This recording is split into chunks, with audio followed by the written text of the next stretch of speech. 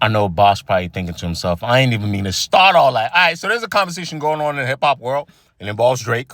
It involves Ebro. And it involves Boss, who is a artist from Dreamville.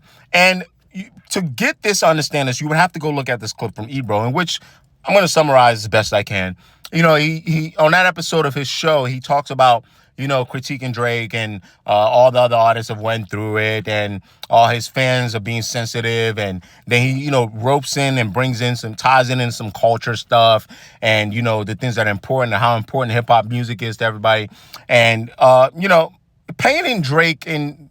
You guys remember that video about Drake is a sickness and stuff like, it's in that realm. So Bas throws his 2 cents, as he says here, right? And what has the internet yapping, right, is the part where Bas at the bottom says, you know, surely, you know, what are we talking about with Drake? It's not his pen. He's arguably the greatest writer of a generation. So what is it? All right. So HQ theory here, my opinion. This is the part that's my opinion. I have no problem with Bas calling Drake one of the greatest writers of our generation. The numbers show it. The quality of music, his dominance show it. There's things to critique about that guy. The music is one of the things he does really well.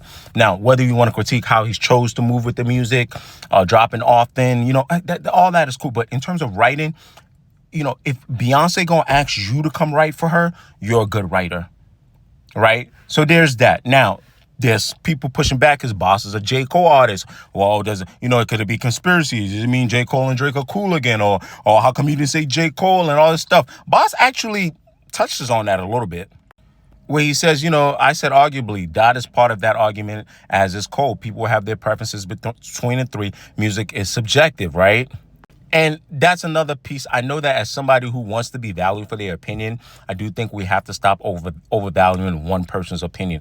If you think Bas is wrong that Drake is not one of the greatest writers of the generation, and you think I'm wrong too, right? Or maybe you think he's top 15, but not 10, not 5. I think he's one of.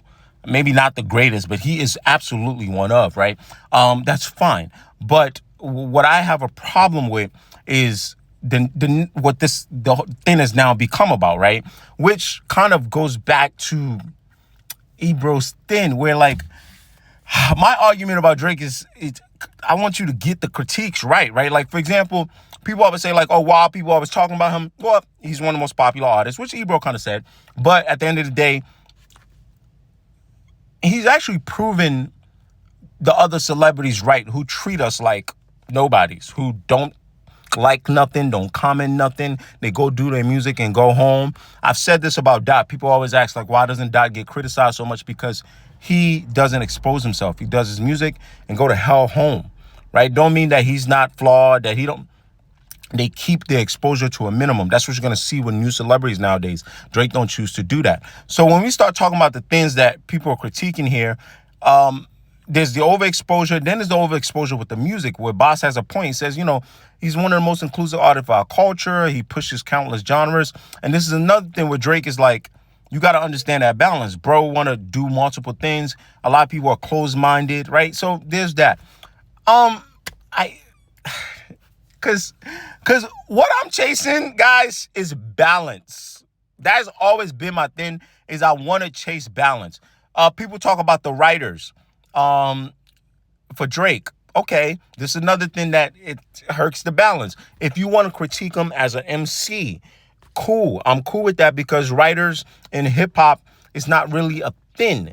You can compartmentalize that. In songwriting, it is. The greatest songwriters can have people write songs for them. They write songs for other people. In other genres, the collaboration is a thing. Drake challenges people's minds a lot on this, because he's willing to, and I've always told y'all, he gets this from Kanye. He's like a mix of Jay-Z and Kanye. Kanye does this. They challenge the rules of hip hop because they care more about the songs. The songs getting done, and that's what makes them great songwriters. We can deep this a lot more, but I swear you not, bro. I know Bas had to be thinking to himself like, bro, I did not mean to get this whole thing started. I just wanted to comment on what Ebro was saying. And last piece, I guess the fans are very galvanized right now. Like, I'm so aware of this shit, bro. It's what my nigga Jay said, just dirt off your shoulder. Post-battle, with this lawsuit, with the talks of suppression and things like that, Drake fans are a lot more galvanized right now. So, you know, I wouldn't call it sensitivity, but they riled up, you know what I'm saying? So if you got a history, maybe they feel like you've never been fair to Drake. There's always going to be sauce in action. And I'm guessing that's why Bas commented on here, because that sauce in action is what got that clip going a little viral. I didn't even think Ebro said anything he ain't never really said before. You understand what I'm saying? So, the game is the game. I'm always going to try to tell y'all what I see. And if you see something else, comment below and give me your 2 cents.